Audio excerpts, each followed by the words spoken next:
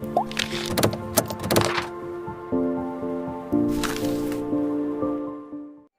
there, my name is Essa and you're watching Essa Speaks. Today, I'm going to read a novel's third chapter. So, in this chapter, I'm not going to tell you, you're going to see it first. I've read the first two chapters, so you must see the first previous video and then come to this one, okay? Yeah, that's going to be better. Bye. Chapter number 3, The Shooting. "Well, my darling," said Mr. Fox, "what shall it be tonight?" "I think we'll have duck tonight," said Mrs. Fox. "Bring us 2 fat ducks, if you please. 1 for you and me, and 1 for the children." "Ducks it shall be," said Mrs. Fox. "Bunce's best. Now, do be careful," said Mrs. Fox. "My darling," said Mrs. Fox, "I can smell those goons a mile away. I could even smell one from the other. Boggis gives off the filthy stink of rotten chicken skins. Bunce reeks of goose livers. And as for Bean, the fumes of apple cider hang around him like poisonous gases." "Yes, but just don't get careless," said Mrs. Fox. "You know they'll be waiting for you, all 3 of them." "Don't worry about me," said Mr. Fox. "I'll see you later." But Mr. Fox would not have been quite so cocky had he known exactly where the 3 farmers were waiting at the moment.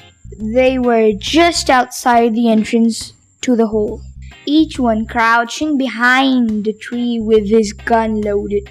And what is more, they had chosen their positions very carefully, making sure that the wind was not blowing from them towards the fox. So, in fact, it was blowing in the opposite direction.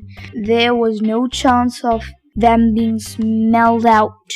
Mr. Fox crept up the dark tunnel to the mouth of his hole. He poked his long, handsome face out into the night and sniffed once. He moved an inch or 2 forward and stopped. He sniffed again.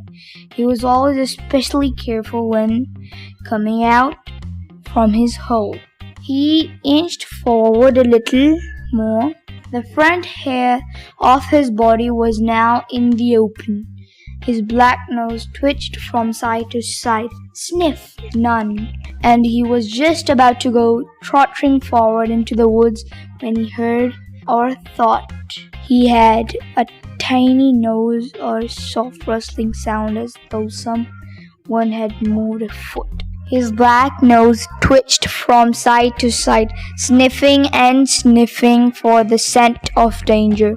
He found none, and he was just about to go trotting forward into the wood when he heard, or thought he heard, a tiny noise, a soft rustling sound, as though someone had moved a foot ever so gently through a patch of dry leaves. Mr. Fox flattened his body against the ground and lay very still, his ear pricked. He waited so long, but he heard nothing more. It must have been a field mouse, he told himself, or some other small animal.